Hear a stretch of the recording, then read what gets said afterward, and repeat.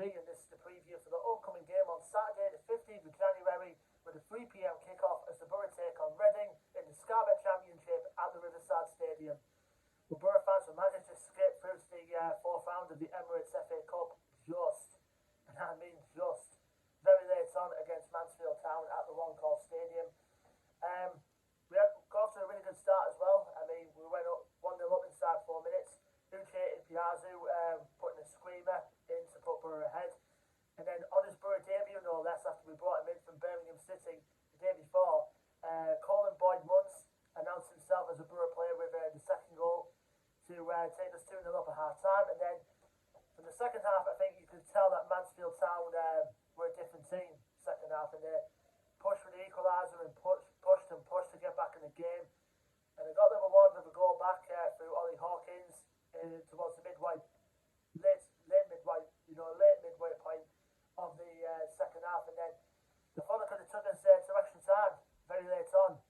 Reece Oates, the former Hartlepool United player, equalised to make it 2-2 through poor misjudgment between Joe Lumley and Anthony Dyke-Steele, allowed Oates to make it 2-2. But in the end, he always seems to come up very good at the later times. You know, Isaiah Jones with running down the wing and then putting a cross in, and it took a deflection, and John Joe O'Toole put it through his own net to put Boro into the hat for the fourth round of the FA Cup.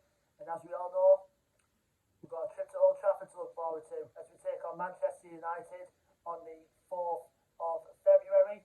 It's just announced today, and we've been allocated about 9,000 or so seats allocation-wise. So hopefully, you know, for the trip to Old Trafford, it should be good, even if it's in front of the ITV cameras and they're charging £45 for it, which I think is absolutely ridiculous, because they charge Aston Villa 30. Why on earth are they charging us 45? Beats me.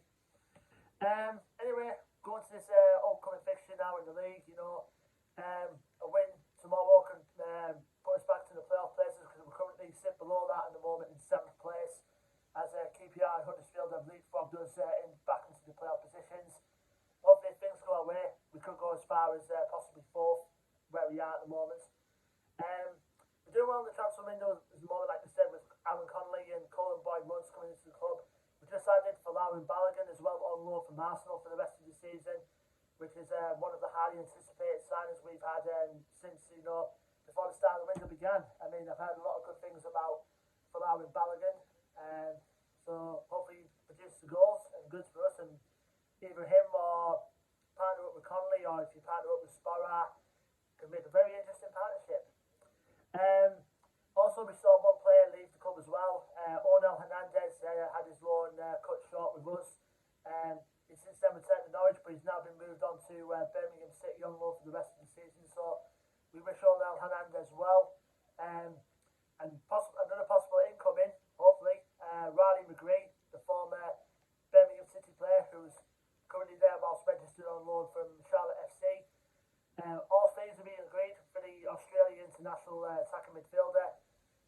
Just waiting on international clearance now, and we're just waiting on official confirmation from the club that he has joined. But Chris Wilder said in his press conference that it's the deal's indeed done. We're just waiting international clearance, and Riley McGree could potentially be a Boro player by tonight.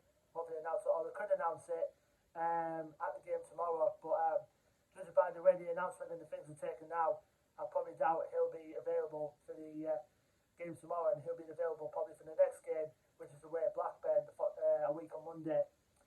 But apart from that, you know, just apart from Matt Bowler being out with a long-term injury, I think we've got a good squad to go. I mean, also another to mention as well, Neil Taylor has extended his deal to the end of the season, which is another bit of good news for us. So hopefully, you know, Taylor, what he's done for the last couple of games can reduce the goods. So, yeah, that's it. Now we're going to our opponents, Reading, who, unlike us, having a very dismal run of form at the moment. They currently sit fourth bottom at the moment in, I think it's 21st place, I think, because, because I think the bottom three are 22nd, 23rd and 24th, because I think Peterborough United, Barnsley and Derby currently occupy the bottom three at the moment. Reading are just about 3 points off the bottom three. The record going into this game is played 24, won 8, drawn 4 and lost 12.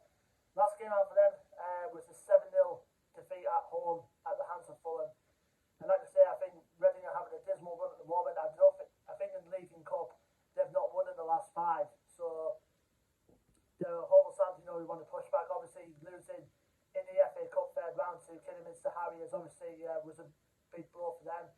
And then obviously, like I said, the 7-0 pounding at the hands of Fulham would have dealt well for Veljko Paunovic's side, who obviously want to bounce back and obviously keep away from their relegation worries, so to speak, well, early relegation worries. But they've been knocked out by injuries in their squad as well. I mean, there are a few players in the squad that are out with injuries, and two players with which Babarahman and Andy Yedom are both away on African Cup of Nations duty with Ghana. So their squad's very fit at the moment. But they do have some good players, do Reading. One to watch out for in particular has to be John Swift. I know the attacking midfield has been attracting a lot of Premier League interest in the last couple of months or so. So he's going to be a one to watch, and he's their top scorer this season with 8 goals. Other players to watch out for, Junior Hoylett, another player who we could have easily signed back in the summer bit pretty much, but he chose Reading and on a 1-year deal. And he's doing alright for them so far. I know he scored a couple goals against Derby County in the 2-0 draw a couple of weeks ago now. So I would love to have him in the boy, but it is what it is. Tom Denny Bashiru is another player I've been impressed with for Reading as well. He's there on loan from Watford, and he's pretty good around like 3 attacking players just behind the striker. Now, Andy Cowell is still with them for the moment. Whether or not he'll play or not remains to be seen, because his deal with Reading runs out literally this weekend. So whether we see the former Newcastle player play or not at the Riverside tomorrow remains to be seen. But we'll wait and see. Danny Drinkwater's been impressive for them as well. I mean, another Premier League player who's been around the block recently, but not too as much because of injuries. So yeah, I mean, Reading do have a good team, but you know, with the troubles they had off the pitch this season and the current problems on it at the moment, I mean, I think they were too good of a team to go down. I think once they get their injuries back up, I mean, you look at other players in this squad like Josh Pushkas, for example, who I forgot to mention. He could pop up off the bench from time to time. I mean, Reading are too good a team to go down, I think. I mean, they want to bounce back on tomorrow, but hopefully not at our expense.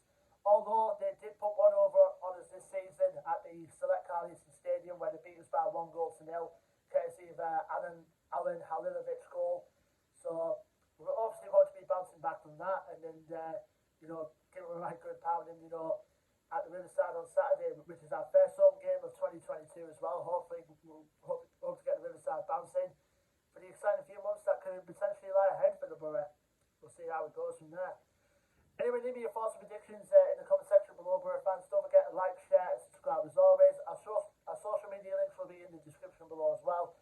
And until then, I've been Joe from Boro Fan TV, and I will see you on the next preview video, which will be for the game on Monday, the 24th of January, as Borough are back on the road as they head to Ewood Park to face Blackburn Rovers. Until